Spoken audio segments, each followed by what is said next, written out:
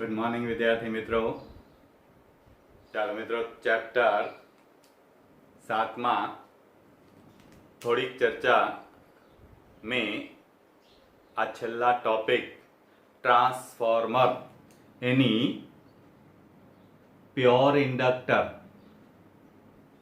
પાવરના ખાસ કિસ્સા એમાં કરી હતી, પણ એક અલગ પ્રશ્ન તરીકે આપણે હવે ચર્ચા કરીએ તો ટ્રાન્સફોર્મર જે તમે આગળ ચર્ચામાં ઉદાહરણ આપ્યું હતું એના પ્રમાણે તમે બધાએ જોયું હશે કે આપણા મહોલ્લાની બારે બે થાંભલા વચ્ચે એક મોટું આવું ટ્રાન્સફોર્મર લગાડેલું હોય છે. તો મોબાઈલ ચાર્જ કરીએ એ ચાર્જરની અંદર પણ નાનું ટ્રાન્સફોર્મર હોય છે. આ છે શું ટ્રાન્સફોર્મર અને એનું કામ શું છે, કયા સિદ્ધાંત ઉપર કાર્ય કરે છે? તો ટ્રાન્સફોર્મર એ ટ્રાન્સફર કરે છે શું? તો કે ઉર્જાને, ઉર્જા પાવર એટલે V into I. પણ ખૂબીની વાત એ છે કે ટ્રાન્સફોર્મરમાં પાવરનો વ્યય કર્યા સિવાય ઉર્જા પાવર ટ્રાન્સફર કરે છે. કેવી રીતે?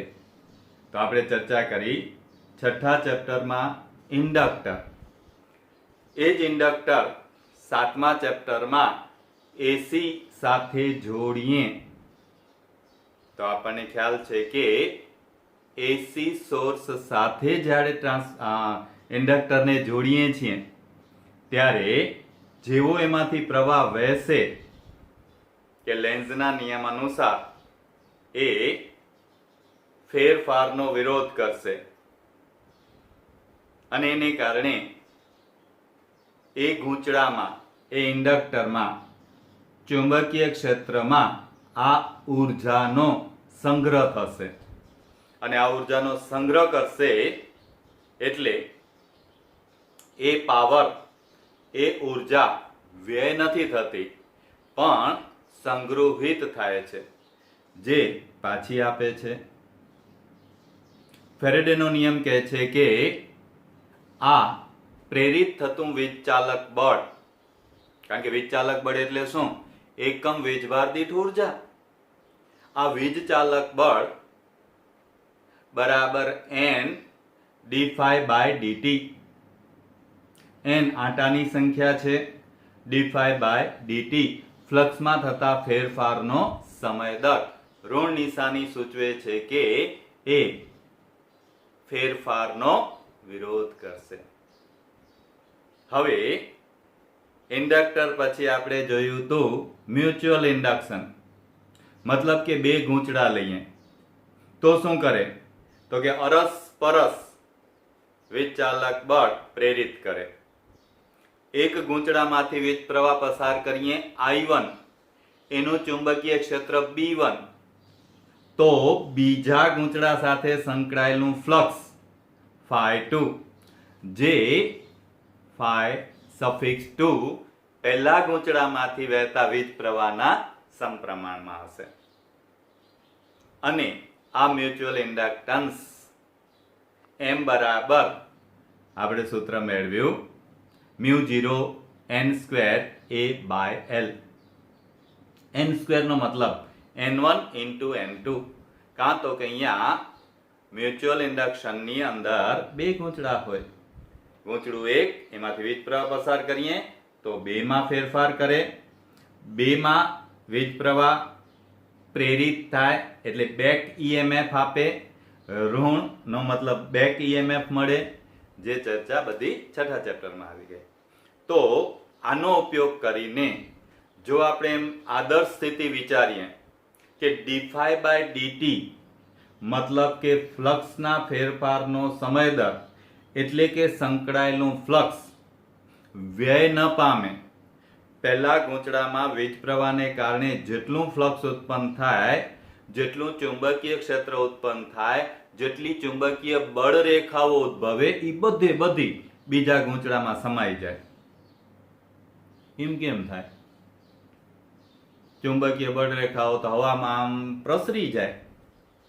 તો કે ભાઈ એ છઠ્ઠા ચેપ્ટરમાં શીખ્યા કે નરમ લોખંડ નો મ્યુ પરમિએબિલિટી ખૂબ મોટી છે. ખૂબ મોટી છે નો મતલબ કે ચુંબકીય બળરેખાઓ માટે એ ખૂબ વાહક છે. પરમિએબિલિટી પરમિશન આપે છે, આવો આવો અહીંયાથી જાઓ. તો આપણે જો નરમ લોખંડ ઉપર આવા બંને ગૂંચળા વીંટાળીએ, કયું? પ્રાઇમરી ગૂંચળા નંબર 1 અને સેકન્ડરી ગૂંચળા નંબર 2, તો બંનેમાં ફ્લક્સ સરખું સંકળાશે, એટલે કે ફ્લક્સના ફેરફારનો સમય દર પણ સરખો હશે. અને જો આ સરખો હોય તો વ્યય ન થાય, અથવા આપણે એવી ડિઝાઇન કરીએ કે જેથી વ્યય ઓછામાં ઓછો થાય. એટલે કે આદર્શની નજીકની સ્થિતિ વિચારીએ જે વ્યય અવગણી શકાય. તો આવા બે ગૂંચળા લઈએ તો delta phi by delta T બંનેમાં સરખું, એનો મતલબ E પ્રપોર્શનલ ટુ N, મતલબ કે વીજ ચાલક બળ જે પ્રેરિત થશે એ ગૂંચળાના આંટાની સંખ્યાના સમપ્રમાણમાં હશે, જેનો આપણે ઉપયોગ કરી શકીએ. તો ચાલો જોઈએ ટ્રાન્સફોર્મર. તો ટ્રાન્સફોર્મર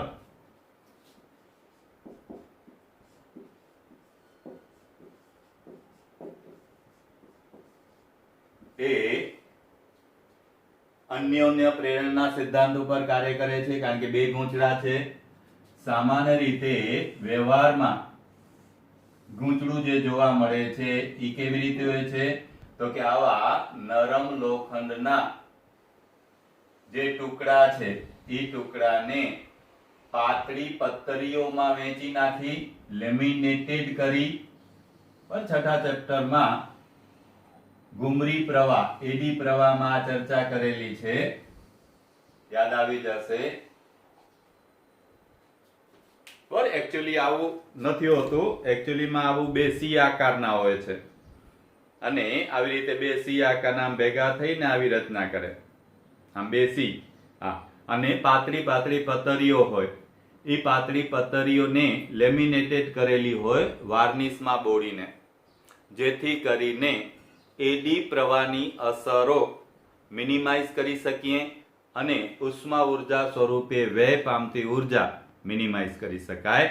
એટલે આ નરમ લોખંડ ની પાતળી પતરીઓને લેમિનેટેડ કરીને ભેગી કરી છે. એક બાજુ તાર વીંટાળવામાં આવે,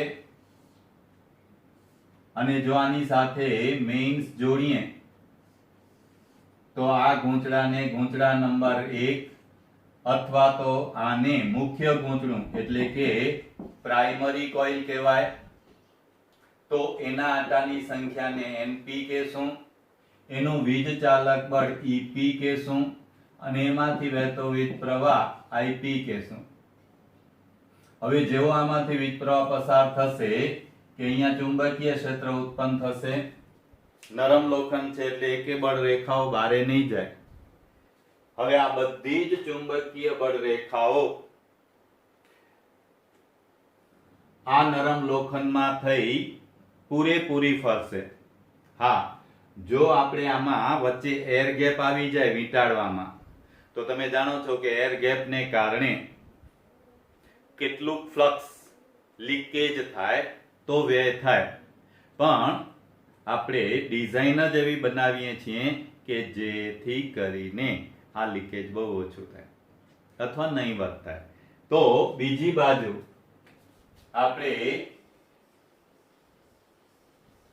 ગૂંચળાને વીંટાળશું અને આ નંબર 2 કહીએ.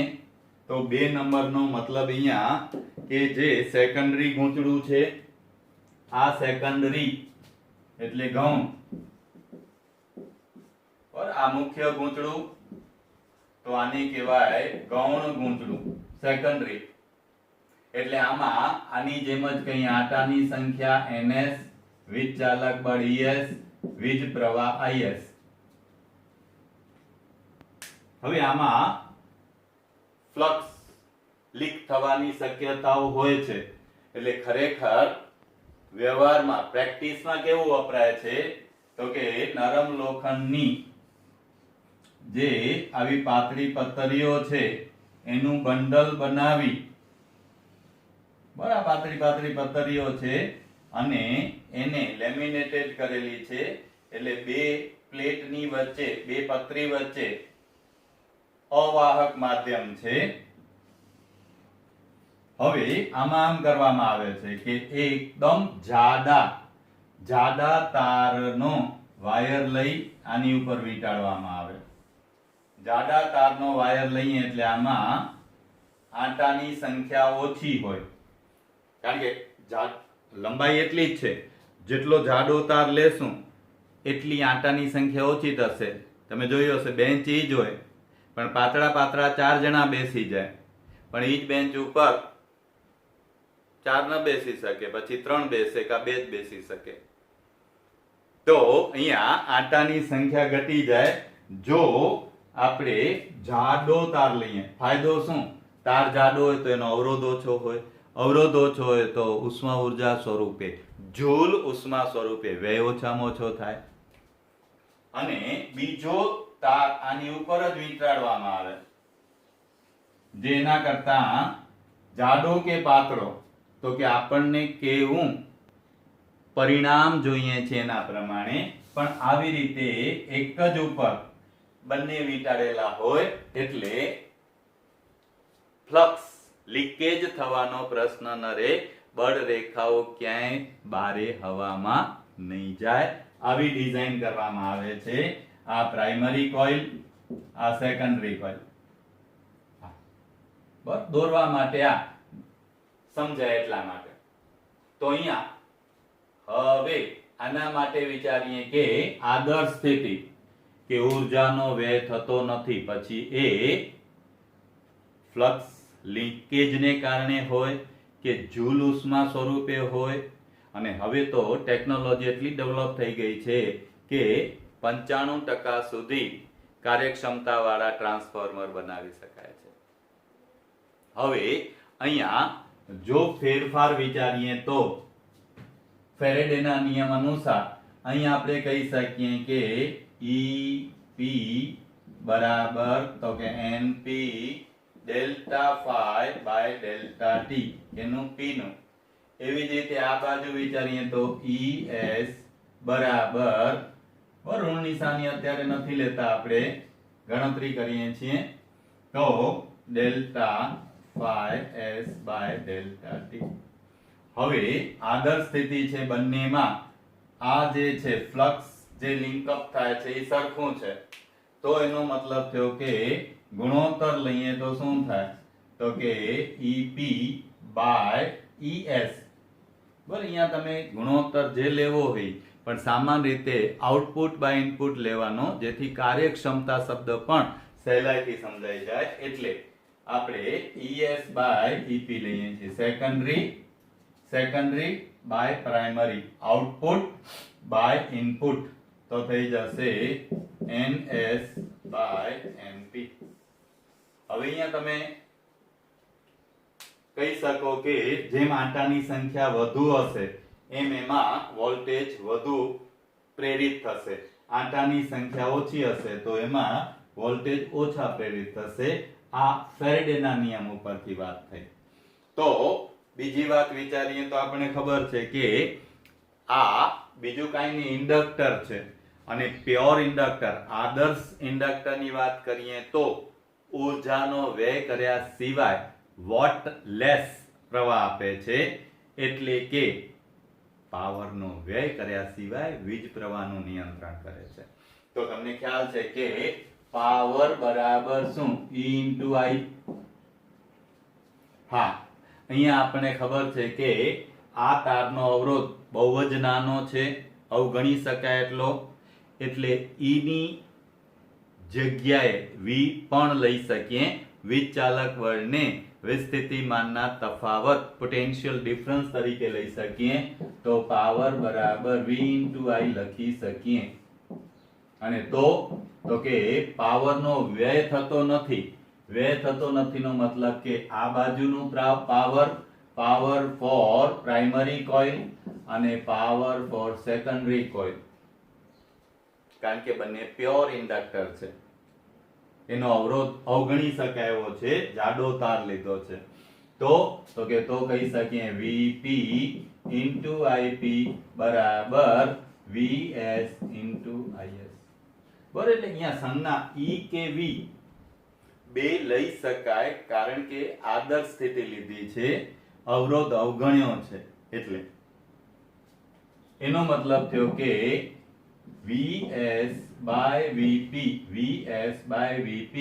બરાબર તો કે વ્યસ્ત પ્રમાણનો સંબંધ Vs by, તો અહીંયા આવશે એટલે Ip by Is. હવે વિચારશો તો આ ઈ જ છે, Es by P કહેતા હતા, એ Vs by Vp કહીએ છીએ. વાત એકની એક જ છે. એનો મતલબ કે વ્યાપક સ્વરૂપે શું લખી શકીએ તો કે આને આમ પણ લખી શકીએ. હવે Es by P બરાબર Ns by Np, NH કહેવાય Vs by Vp, NH કહેવાય Ip by Is. મતલબ ઈ થયો કે અહીંયા પ્રાઇમરી ગૂંચળામાં પાવર અને સેકન્ડરી ગૂંચળામાં પાવર ઈનો ઈ રહેશે.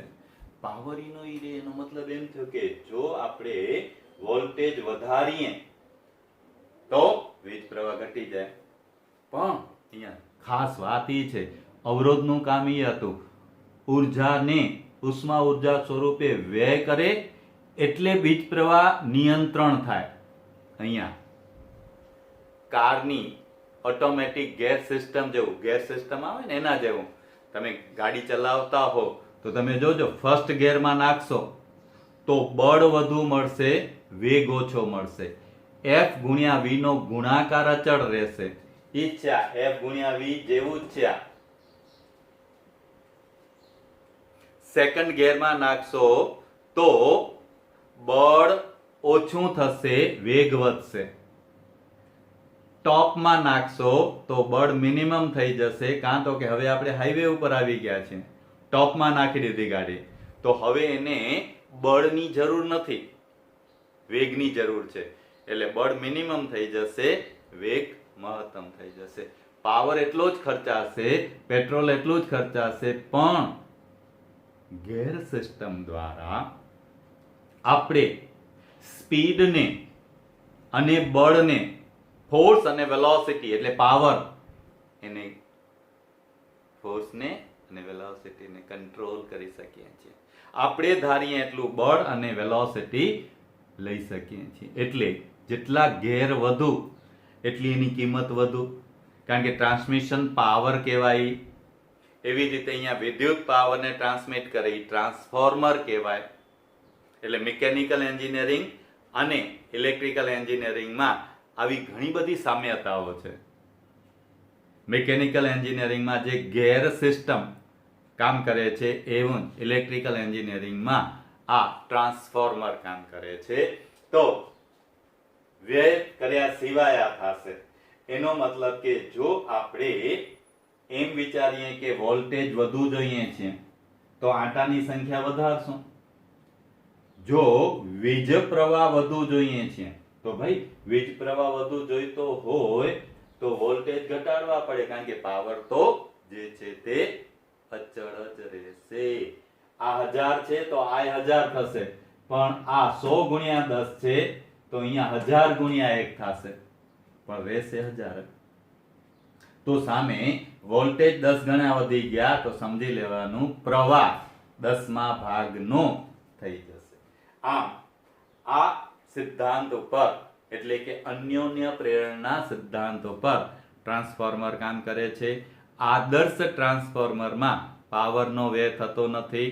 વોલ્ટેજ જેટલા ગણા વધારીએ એટલા માં ભાગનો વીજ પ્રવાહ થઈ જાય છે. વોલ્ટેજ વધારવા માટે આટાની સંખ્યા વધઘટ કરવામાં આવે છે. આમ બે શક્યતાઓ છે. એક શક્યતા છે કે જો વોલ્ટેજ સેકન્ડરીમાં મારે વધારવા છે પ્રાઇમરી કરતા, ઇનપુટ કરતા આઉટપુટ વોલ્ટેજ વધુ જોઈએ છે, વોલ્ટેજ વધુ જોઈએ છે, એટલે કે IS કરતા IP વધુ છે. બસ જોઈએ આ છે, પણ આ એની સાથે સાથે લઈ લઈએ છીએ તો શું થશે? તો કે મારે વોલ્ટેજ શું કરવા છે? તો કે આપણે એમ કહીએ ને અપ કરવા છે, વધારવા છે. તો કેમ વધારશું? તો કે પ્રાઇમરી ગૂંચળાની આંટાની સંખ્યા કરતા સેકન્ડરી ગૂંચળામાં આંટાની સંખ્યા વધુ લેશું. જો પ્રાઇમરી કરતા સેકન્ડરીમાં આંટાની સંખ્યા વધુ હોય તો નેચરલી છે કે આના વોલ્ટેજ કરતા આના વોલ્ટેજ પણ વધુ હોય. આવા ટ્રાન્સફોર્મરને કહેવાય છે સ્ટેપ અપ, વધુ કરનાર, સ્ટેપ અપ ટ્રાન્સફોર્મર. ગુજરાતી નથી, પછી આ જ બરોબર છે. એવી રીતે આને ઊંધું કરી નાખીએ તો એને કહેવાય સ્ટેપ ડાઉન ટ્રાન્સફોર્મર. પ્રશ્ન થયો કે ભાઈ આવા સ્ટેપ અપ ને સ્ટેપ ડાઉન ટ્રાન્સફોર્મર ની જરૂર શું પડી? તો એના વગર આપણને જરાય હાલે એમ નથી, એટલે એની જરૂર પડી. શું? તો કે તમે માંડવી વિન્ડ ફાર્મમાં પાવર જનરેટ કરો છો, ડેમ નર્મદા ડેમ પર પાવર પ્લાન્ટ નાખીને ધોધનું પાણી નાખી ટર્બાઇન ચલાવીને પાવર પ્રોડ્યુસ કરો છો. આ પાવર જનરેટ થઈ ગયો, ત્યાં તો વપરાવાનું નથી. ક્યાં મોકલવો પડશે? ગામડાઓ સુધી, ઔદ્યોગિક ક્ષેત્રો સુધી. તો માંડવીમાં પાવર જનરેટ થયો, ભુજમાં લઈ આવવો છે, તો કેમ લઈ આવશું? ટ્રકમાં નાખીને ના. તો આ પાવરને માંડવીથી ભુજ કેમ પહોંચાડવો? ઔદ્યોગિક ક્ષેત્રો સુધી કેમ પહોંચાડવો? તો કે કેબલ દ્વારા, વાયર દ્વારા. હવે વાયર એટલે ત્રીજું ચેપ્ટર, R બરાબર રો L બાય A, એટલે વાયર કેબલ જાડા રાખશું જેથી જૂલ ઉષ્મા ઓછામાં ઓછી. બીજું લંબાઈ, ભાઈ લંબાઈ તો જે છે એ જ રાખવી પડશે ને. માંડવીથી ભુજ પહોંચાડવો હોય તો એટલી લંબાઈ તો રાખવી પડે. હવે લંબાઈ વધુ રાખશું તો અવરોધ વધી જશે, પણ ક્ષેત્રફળ વધુ રાખ્યું એટલે એ ઘટાડી શકશું, પણ લંબાઈ તો એટલી જ રાખવી પડશે. હવે એટલી લંબાઈમાં પાવર આવશે તો વ્યય થશે કેટલો? તો કે એનું સૂત્ર તમને આવી ગયું છે, યાદ આવે તો I²R જેટલી જૂલ ઉષ્મા વ્યય થાય. એનો મતલબ કે આપણે શક્ય એટલો અવરોધ ઘટાડી નાખ્યો, પણ એનાથી ઓછો કરી શકીએ એમ નથી. તો હવે જો પાવરનો વ્યય ઘટાડવો હોય તો આપણી પાસે એક જ વિકલ્પ છે. કયો? વીજ પ્રવાહ જો મિનિમમ કરી નાખીએ તો એનો વર્ગ, જેમ કે પ્રવાહ 0.1 કરી નાખીએ તો એનો વર્ગ એટલે 0.01 થઈ જાય. અને એનાથી ઊંધું જો પ્રવાહ 10 હોય, મોટો હોય, તો એનો વર્ગ એટલે 100 થઈ જાય. તો શું કરીએ? તો કે આ પાવરને મિનિમમ વીજ પ્રવાહ સાથે સપ્લાય કરીએ. મિનિમમ વીજ પ્રવાહ. ભાઈ વીજ પ્રવાહ ઘટાડવો કેમ? તો કે ત્યારે ટ્રાન્સફોર્મરનો ઉપયોગ કરી શકીએ કે વીજ પ્રવાહ મિનિમમ કરવા માટે વોલ્ટેજ બહુ હાઈ કરી નાખીએ. હાઈ વોલ્ટેજે આપણે જો એને મોકલી દઈએ તો આપણે ખબર છે કે ખૂબ ઊંચા વોલ્ટેજે, હાઈ ટેન્શન કહેવાય એને, ઊંચા વોલ્ટેજે એને સપ્લાય કરશું તો પ્રવાહ મિનિમમ થઈ જશે, એટલે વ્યય થતી ઉર્જા મિનિમમ હશે. એટલે માંડવીથી ભુજ મારે પાવર મોકલવો છે તો એ ઊંચા વોલ્ટેજે મોકલીશ, એટલે કે સ્ટેપ અપ ટ્રાન્સફોર્મર દ્વારા મોકલીશ.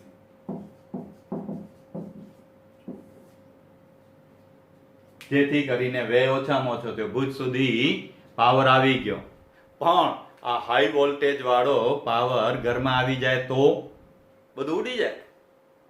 એટલે શું કરશું તો કે ઘરમાં લઈ આવતા પહેલા જે આપણો ચોક છે ત્યાં બીજું ટ્રાન્સફોર્મર નાખશું. કેવું? આનાથી ઊંધું, એટલે કે સ્ટેપ ડાઉન ટ્રાન્સફોર્મર. જે શું કરશે હવે તો કે પાછા વોલ્ટેજને 240 વોલ્ટમાં ફેરવી વીજ પ્રવાહ વધારી અને આપશે. તો એવી જ રીતે ઘરની અંદર 220 વોલ્ટ, 230 વોલ્ટ, 240 વોલ્ટ, 220 વોલ્ટની આજુબાજુ આવે. હવે તમારે મોબાઈલ ચાર્જ કરવો છે, એ તો 6 વોલ્ટે થાય. 220 વોલ્ટ મોબાઈલને આવી જાય શું હાલત થાય? ધૂળું. તો ઈ ચાર્જર જે લગાવીએ છીએ એ શું કામ કરશે? 220 વોલ્ટને 6 વોલ્ટમાં, એટલે કે સ્ટેપ ડાઉન ટ્રાન્સફોર્મર એમાં લગાડેલું હશે. આમ જ્યાં જ્યાં પાવરનો વ્યય કર્યા સિવાય વોલ્ટેજમાં વધઘટ કરવી છે અથવા પ્રવાહમાં નિયંત્રણ કરવું છે, ત્યાં ત્યાં આપણે આવા ટ્રાન્સફોર્મરનો ઉપયોગ કરીએ છીએ. આ ટ્રાન્સફોર્મરમાં આવૃત્તિ બદલાતી નથી, પણ પ્રાઇમરી કરતા સેકન્ડરીમાં કડા π/2 જેટલી બદલાય છે. કાં? લેન્ઝનો નિયમ. આના કરતામાં જે પ્રેરણ થશે એ પ્રેરણ આનું પ્લસ હશે તો ત્યાં માઇનસ આવશે, માઇનસ હશે તો પ્લસ આવશે. આમ π/2 નહીં, વિરુદ્ધ, એટલે પાઈ જેટલા કડા તફાવત હશે.